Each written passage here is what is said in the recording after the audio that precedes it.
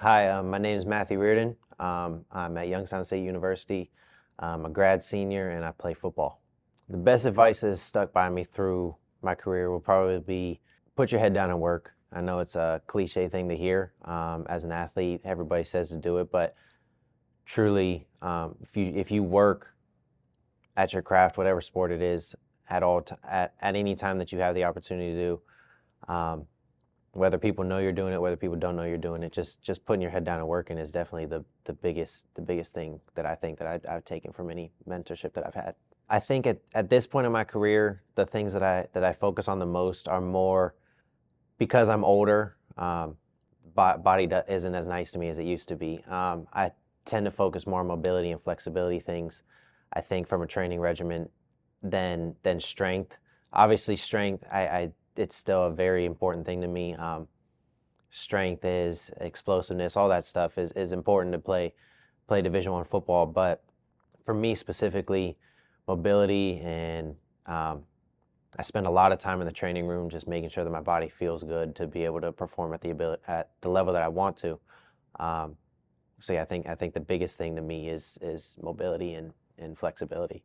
Yeah, so a big thing for me, X's and O's wise for football is definitely the fact that you got to watch a lot of film to understand what other teams are doing. Obviously, we're at a season right now, so I'll go in with one of our other receivers and watch film with him sometimes, and we'll watch specific players in the NFL, just watch how they play, see if from a specific guy if you can get one small thing from their game. It adds up if you can do that for 6 or 7 different guys that you can add to the way you play. And then in season, watching the other team, what they do, their tendencies and their coverages, and how their guys play. Different guys play different coverages, different ways, and knowing that is a really important thing to know for that week. And then every week, you got to release what you just learned about the guys the past week and learn what the next team does. Some challenges I faced personally were my dad was my head coach growing up. Um, I've always been around football. I've loved football. Football was my first love. And with all that being said, going to college and kind of having, I wouldn't say a rude awakening because I knew what college football was like. I had been around it my whole life. It was more being in a situation that I kind of fell out of love with the sport, and that was something that was really hard on me. And that was a big reason why I entered the transfer portal, ended up coming here. And I'm forever grateful for that because without that, I wouldn't have fallen back in love with the game. And my biggest thing was I didn't want to finish playing football at a place that I wasn't enjoying playing football. And that was a huge thing to me, and I'm thankful because YSU has made football an enjoyable thing for me again. And yeah, that's probably the biggest challenge I faced with my career. Like I said, I've been playing football my whole life. I got my first offer to Akron my sophomore year of high school, and then uh, how it normally goes is once you get one, you start to get a bunch. And I probably ended up with I don't even know how many specifically, probably 15 to 20 offers, and took some visits and ended up really liking Miami, loving the school, loving the position coach that I had, and I think if I could go back and change it, I was told through the recruiting process not to commit to a coach, and I definitely did that. Um, and if I could go back and change it, I probably would. But I'm glad I went through the experience and learned from it. But yeah, I ended up in Miami. Was at Miami for 3 seasons, um, and then entered the transfer portal in December of 2023. Had some Division II, Division III offers. Youngstown State offered me to come here as a walk-on. Came here as a walk-on, bet on myself, and then ultimately earned a scholarship in the summer of 2024. Um, and then we're here now. So yeah.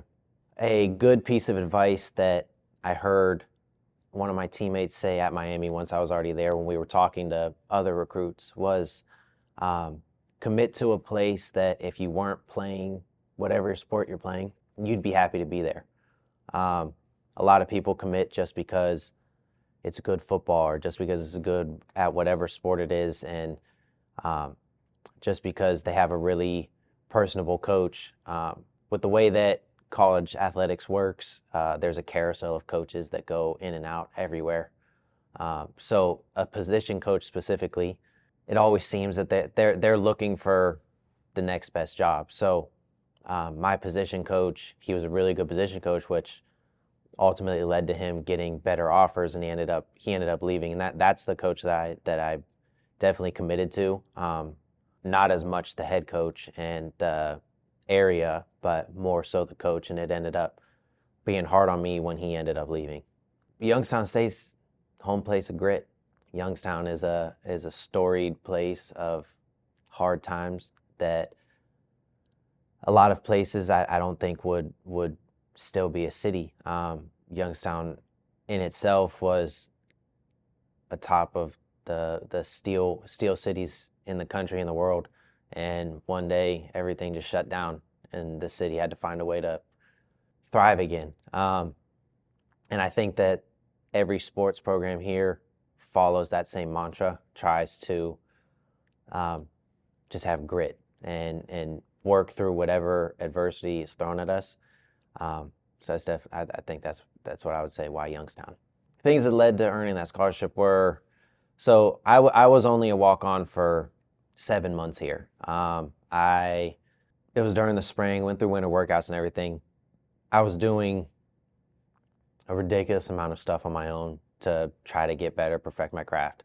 And then on top of that, I was working 2 separate jobs so that I could pay for my school. My parents helped me a little bit, but I didn't want to put that burden on them because I had other opportunities to get money for school, going to Division II or Division III programs that if I had done that, it would have saved them. So I was working 2 jobs for that entire time, trying to just make sure I had my school paid for and everything. So the days were long, days were hard, but I worked my butt off and ended up reaping the benefits of my work in that situation. And I'm forever grateful to Coach Phillips and YSU football for that opportunity. Yeah, I think things that may have stood out. I had a very good and consistent spring ball, which is a big thing when you're a transfer coming in. I came in and I knew one of my skills football wise is that I understand football. I have a high football IQ. I think that's my strongest trait. I understand what's going on. I can learn things fast. And because of that, I learned our offense a lot faster than a lot of people can and have learned it. And that really set me apart because I could play every single receiver position rather than just one. And I think that's a valuable asset to a team, having a guy that can do more than one thing. If you have a guy that can only play slot receiver, he's limited to just playing slot receiver. When an outside receiver goes down, he can't be a guy that goes and plays outside. So I made sure that I knew everything. And whenever my opportunities showed up, whether that was in the slot, whether that was at outside, like I made sure that I knew what I was doing and took advantage of those opportunities. And I would say that's probably what stood out was, I think after a short period of time in spring ball, they knew that they could depend on me. And I think that, like I said, that's a very valuable asset to a team. Personal goals for myself. I graduated in December. I'm working on my MBA right now. I'll be graduated with that in the fall. And then from there, I want to go be a pilot. So I'm currently working on trying to get my private pilot license, and then the plan is to enter the Air Force and then go from there from the pilot standpoint, and then ultimately become a commercial pilot down the road. But yeah, the immediate plan as soon as I'm done playing is going into the military to become a pilot. I think it's really important to be in a position that kids look up to you, fans look to you to be a good role model. I think it's it's a privilege to have that opportunity. And a lot of people, I think, in my shoes, kind of take advantage of it, or look past it, and don't really appreciate the opportunity that you have to further the youth, to help people just be better people. It doesn't have to be football. It doesn't have to be athletics based. You can go out in the community and help people, and it really you can tell it really means something to them. And then you talk to a kid, you make their week. They know everything about you. We go to schools, and tutor sometimes, and there's kids that I know their names, they know my name. I think we go in the spring, so we haven't been since last spring, and I'm super excited to go back, because I think it makes my day going there. I think it makes their days as well. They're always like, when are you coming back? When are you coming back? Um, and it's just really fun to have that kind of impact on kids, especially. And then fans, I mean, they want us to be the best on the field as possible, and it's sometimes fans come off, and that message gets skewed because they're angry about how the season's going or how you're playing, which is fine. It's a love for the area, for the school, for the sport. Um, and it's important to know that they want the best from us, even if it doesn't come off that way. Simple advice for younger athletes is the advice that I think I took the most, like I said, is just put your head down and work. Especially at the high school age, it doesn't matter all the stars and your ratings and all that stuff. That doesn't matter. Can you play your sport or not? Are you good enough at your sport or not? Like, it is your path to playing college sports it will be different than somebody else's, and looking and comparing yourself to somebody else is going to do nothing but mess with your mental space. Like people like to say, is a comparison is a thief of joy. So don't compare yourself to where somebody else. If you're a sophomore and you play against somebody that's a 4-star and they're rated really high, um, don't compare yourself to them. You could come along, and by your senior year, you're a better athlete than they are. There's no point in comparing yourself to somebody else. Just put your head down and work, and whoever will take you, go there and make a name for yourself. Hi, my name is Matthew Reardon. I go to Youngstown State University. I play football, and you can check me out on Next Level Prep.